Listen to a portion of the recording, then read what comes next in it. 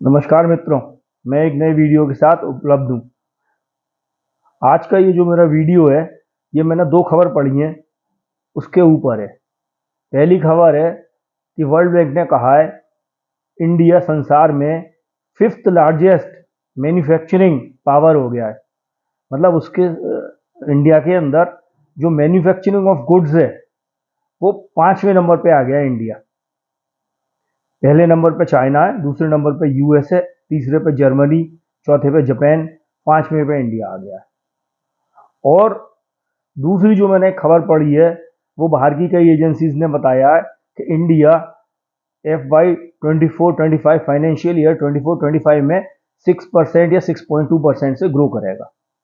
ये दोनों खबर आपस में विरोधाभास वाली हैं। एक तरफ तो हम इतनी तेजी से आगे बढ़ रहे हैं, एक के बाद एक देशों को पीछे छोड़ते जा रहे हैं। जल्द ही हम टोटल जीडीपी में जापान और जर्मनी को पीछे छोड़ देंगे 2 साल के अंदर पक्का। मतलब FY 27 तक, मार्च 27 तक हम पीछे छोड़ देंगे, या कैलेंडर ईयर 2026 में हम इनको दोनों को पीछे छोड़ देंगे। और मैन्युफैक्चरिंग में भी पीछे छोड़ देंगे उसके एक आध साल के अंदर बाद ही। और दूसरी तरफ जो हम पिछले 3 साल से 8% से ऊपर से ग्रो कर रहे हैं, अब इनने 6% पे ला दिया। जबकि 8% तब ग्रो कर रहे थे पूरे संसार में मंदा था, महंगाई बहुत थी। अब तो धीरे धीरे मंदे से देश उभरना चालू करेंगे, इंटरेस्ट रेट्स कम होंगे। ठीक है, तो ये जो दोनों खबरें हैं ना, ये बड़े विरोधाभास वाली हैं। और मैं आपको एक और बात बताऊं, अपना अनुमान, आने वाले 2-3 साल में इंडिया का जो ग्रोथ रेट है वो मेरे हिसाब से 9-10% हो जाएगा पूरे डिकेड के लिए। मतलब 2025 से लेके जो 2035 तक, 26-27 से शुरू होकर 2035 तक कम से कम 9-10% से ग्रो करेगा। ज़्यादा कर जाएगा 11% से तो पता नहीं। अब आप कहोगे इतने ऑप्टिमिज्म की वजह, तो देखिए ऑप्टिमिज्म की 2 वजह हैं। कोई भी कंट्री जब ग्रो करता है तो उसके 2-3 पिलर्स होते हैं। पहला पिलर कि उसका इन्वेस्टमेंट कितना हो रहा है, जो हमारा 30+% में, चाइना का 40+% में। दूसरे, कितना हम इन्वेस्ट करके कितना उसमें रिटर्न पा रहे हैं। जैसे कि अगर हम 35% अपना इन्वेस्टमेंट करते हैं और हम ग्रो कर रहे हैं मान लीजिए 8% से, तो ये हमारा करीब हो गया 4.5 यूनिट लगाने पे, परसेंटेज यूनिट लगाने पे as a total of GDP हमारा 1% जीडीपी बढ़ जाता है। चाइना का रेशियो 45% है, फिर भी 5% से ग्रो कर रहा है। मतलब उनसे 9% जीडीपी का लगाना पड़ रहा है 1% आउटपुट के लिए, जीडीपी में ग्रोथ के लिए। मतलब ये क्यों है? क्योंकि वहाँ इनएफिशिएंसी बहुत है, उल्टे सीधे प्रोजेक्ट्स बहुत चल रहे हैं, प्रॉपर्टी के प्रोजेक्ट बहुत चल रहे हैं, डिमांड है नहीं है। ठीक है, दूसरा एक चीज डिपेंड करती है एक्सपोर्ट्स पे। ये बहुत बड़ी चीज होती है कि एक्सपोर्ट्स मार्केट कैसा परफॉर्म कर रहे हैं। तो इंडिया की 8% ग्रोथ तब आ रही है पूरे संसार में मंदा है, एक्सपोर्ट्स बढ़ नहीं पा रहे हैं इंडिया के। ठीक है, अब धीरे धीरे क्या होगा, देशों से मंदा छटना चालू होगा। 2024 के एंड से धीरे धीरे ग्रोथ आएगी, इन्फ्लेशन कम होगा, ब्याज दरें घटेंगी, ग्रोथ आएगी 25 में, 26 में, और फिर धीरे धीरे एक्सपोर्ट बढ़ना चालू होंगे। ये बात दूसरी है कि यूरोप के कम तेजी से बढ़े हैं या अमेरिका में इंपोर्ट्स कम तेजी से बढ़े हैं, क्योंकि वहां पर कुछ दिक्कत है, इनके लिए मैं वीडियो बाद में। पर ओवरऑल पूरे संसार का जो है एक्सपोर्ट रेट वो बढ़ेगा, खासतौर से डेवलपिंग कंट्रीज का आपस में। ठीक है, तो एक तो ऑप्टिमिज्म की ये वजह है। दूसरे मित्रों, एक सबसे बड़ी वजह क्या है कि कुछ प्रोजेक्ट्स जो पिछले 8-10 साल से चल रहे हैं, अब हमें उनका प्रतिफल अब प्राप्त होगा। मोदी जी की 3rd टर्म में उनका भी प्रतिफल ही नहीं मिला। वो इतने बड़े प्रोजेक्ट्स हैं कि वो भारत की तस्वीर बदल देंगे। अभी तो वो कंस्ट्रक्शन फेज में है, कंस्ट्रक्शन फेज में उन्होंने लाखों लोगों को रोजगार दिया है, बस उतना ही लाभ मिल गया है, अभी वो चालू नहीं हुए हैं। जैसे कि मैं एक आपको प्रोजेक्ट बताता हूँ, प्रोजेक्ट चल रहा है DFC, डेडिकेटेड फ्रेट कॉरिडोर्स। एक ईस्टर्न डेडिकेटेड फ्रेट कॉरिडोर है, रेल जो मालगाड़ी है वो उसी पर चलेगी। एक वेस्टर्न है, करीब एक, मतलब ये समझिए दिल्ली से लेके बंगाल तक, एक दिल्ली से लेके मुंबई तक, जवाहरलाल पोर्ट तक, जवाहरलाल नेहरू पोर्ट तक। अब इसमें क्या होगा कि अभी तक मालगाड़ी और रेलगाड़ी एक ही लाइन पे चलती हैं, तो मालगाड़ी की जो एवरेज स्पीड होती है वो होती है 25 किलोमीटर प्रति घंटा, और अब चलेगी डेडिकेटेड पे उसे कोई पैसेंजर ट्रेन रोकने के लिए नहीं होगी। पैसेंजर ट्रेन अगर मालगाड़ी के पीछे हो तो मालगाड़ी को रोक दिया जाता है, पैसेंजर ट्रेन को निकलने दिया जाता है। तो अब वो चलेंगी 100 किलोमीटर की स्पीड से, तो उससे क्या होगा, माल जल्दी पहुंचेगा और हमारे जो रॉ मटेरियल प्राप्त करना है विदेशों से वो जल्दी आएगा व्यापारी के पास, और दूसरे कीमत कम होगी, जो लॉजिस्टिक कॉस्ट है। और देखिए ये भी एक प्रकार की कॉस्ट है कि माल को पहुंचने में 4 दिन लग रहे हैं, तो कैपिटल तो अटकी हुई है। करोड़ों के में एक एक दिन काउंट करता है जो कैपिटल है। अब वो टर्नओवर फास्ट होगा तो कैपिटल की कॉस्ट ऑफ कैपिटल भी कम हो जाएगी, और समय बड़ी बिजनेस करने में आराम बहुत हो जाएगा। माल तुरंत पहुंचेगा, पूरे ये मालूम होगा कहाँ पे है, कैसे है, मॉडर्नाइजेशन होगा।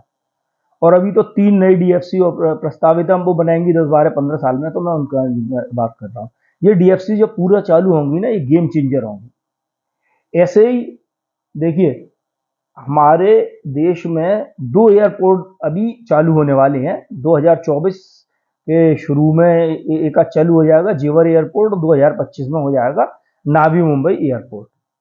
अब जो एयरपोर्ट होंगे ना, अभी ये लाखों लोगों को रोजगार दे रहे हैं, लाखों नहीं तो हजारों को तो दे ही रहे हैं, 10,000 को। और वहां पे जमीन के रेट अभी बेहताशा बढ़ गए हैं, इसमें ग्रेटर नोएडा में और नावी मुंबई में। और जब ये चालू होंगे ना, ये लाखों लोगों को रोजगार देंगे, तमाम एयरपोर्ट स्टाफ को।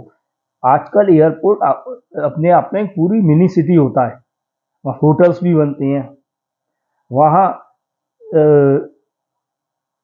दुकान शॉपिंग मॉल्स भी होते हैं, वहाँ रहने का इंतजाम भी होता है, वहाँ सब कुछ होता है। तो अब एयरपोर्ट एयरपोर्ट नहीं होता, एयरपोर्ट के बाहर उसका 4 गुना इंफ्रास्ट्रक्चर होता है, जहाँ पे भी लाखों लोगों को रोजगार मिलता है। और ये दोनों एयरपोर्ट चालू होंगे तो लाखों लोगों को रोजगार मिलेगा। और जेवर एयरपोर्ट तो इतना इम्पोर्टेंट है कि वो देश की आईजीआई पे ऑलरेडी बहुत कंजेशन है, वो कंजेशन को तुरंत मतलब रेडी वो मिलेगा उसे मार्केट, तुरंत बहुत ही ज़्यादा इधर शिफ्ट होगा ट्रैफिक। ऐसे ही नावी मुंबई का है, मुंबई पे बहुत लोड है। पर नावी मुंबई में भी क्या है कि थोड़ा उसमें कनेक्टिविटी में दिक्कत आ रही है मेनलैंड से, तो वो मेरे ख्याल से थोड़ा धीरे धीरे चालू होगा। और जब ये जो ब्रिज बन जाएगा जो 21.8 किलोमीटर का है, मुंबई ट्रांस हार्बर लिंक, तब ये बहुत तेजी से डेवलप होगा। ठीक है, तो अभी ये दूसरे 2 एयरपोर्ट्स के प्रोजेक्ट हैं जिनका पोटेंशियल अभी हमने रियलाइज ही नहीं करा है। ये हम 24-25 में, ये सारे 24-25 में हो रहे हैं, आप 26 से, इसीलिए मैं कह रहा हूँ देखिए बहुत तेजी से ग्रोथ होगी। अब जैसे मुंबई ट्रांस हार्बर प्रोजेक्ट है, वो प्रोजेक्ट मुंबई को, नावी मुंबई को दूसरा मुंबई बना देगा, ट्रेवल टाइम बहुत कम हो जाएगा। कोस्टल रोड है उससे जोड़ा जाएगा, कोस्टल रोड है वो मुंबई की वो बदल देगा। अगर ये सक्सेसफुली स्लम रिहेबिलिटेशन हो जाता है, जो एशिया का सब में बड़ा स्लम है मुंबई में, धारावी, मेरे ख्याल से हो जाएगा, जो अब गवर्नमेंट काम कर रही है। ये अपने आप में बहुत बड़ा प्रोजेक्ट है जिससे कि लाखों लोगों को लाभ होगा। ऐसे ही देखिए पिछले 10 साल से काम चल रहा है अंडमान में ऑयल की डिस्कवरी करने का, उसे निकालने का, और ये अब 2024 से शुरू हो जाएगा, 2025, 26, 27 में अपने फुल उस पर आ जाएगा, ब्लॉसम हो जाएगा, पूरे अपने तरक्की पे आ जाएगा। और यहाँ पे इतना आए हैं कि भारत जो 4.5 million barrel per day consume करता है, अगर ठीक से डेवलप हो गया, इस प्रकार से हो गया, तो भारत की तेल जरूरतें खत्म हो जाएंगी। भारत के कम से कम $200 बिलियन जो बाहर जाते हैं हर साल, वो रुकेंगे, देश के विकास में लगेंगे। जो रोजगार मिलेगा वो तो अलग होगा ही, फॉरेन एक्सचेंज बचेगी, वो होगी, देश का विकास बहुत होगा, वो पैसा बचेगा।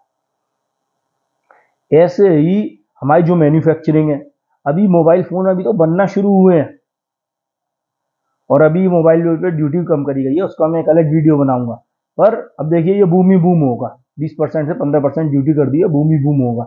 अभी तो हमारा इलेक्ट्रॉनिक्स में मोबाइल है, अभी आईपैड बनेगा, यहाँ पे लैपटॉप बनेंगे, सब चीज बनेगी, सब इंडिया से एक्सपोर्ट होगी। तो ये शुरुआत है, अभी तो इसका असली फल हमें मिलेगा 25, 26, 27 मैन्युफैक्चरिंग का। अभी तो हमारे यहाँ से जो मेडिसिन हैं, सेमीकंडक्टर्स हैं, वो बनेंगे, इंडिया में कंज्यूम होंगे, एक्सपोर्ट होंगे। जो हमारा इलेक्ट्रॉनिक्स का बिल है, ऑयल के बाद दूसरे नंबर पे है जो हम इम्पोर्ट करते हैं। और अगर इस पर बहुत तेजी से काम नहीं हुआ तो ये ऑयल से ऊपर निकल जाएगा, हो रहा है। अभी हम नेट इम्पोर्टर हैं, अभी हम 5 साल में, 10 साल में हो सकता है नेट एक्सपोर्टर्स बन जाए। मेडिसिन है, केमिकल्स है, सरकार बहुत प्रोत्साहन दे रही है। तो मेरा ये कहने का मतलब है, ये जो वेस्टर्न मीडिया करता रहता है, हमेशा इंडिया को नीचे दिखाता है, इसकी रेटिंग भी इतनी कम कर रखी है, क्रेडिट रेटिंग BBB माइनस। अब हमारा इंडिया बहुत तेजी से ग्रो होने वाला है। कुछ समस्याएं हैं, ईज ऑफ डूइंग बिजनेस करनी है सरकार को, कंटिन्यूड रिफॉर्म्स करनी है जैसे करनी है, और इंडिया की इकोनॉमी आने वाले समय में 10% से ग्रो होगी, रोजगार ही रोजगार होंगे। बस रीस्किलिंग और एजुकेशन में अपग्रेडेशन, उन सब रिफॉर्म्स की जरूरत है।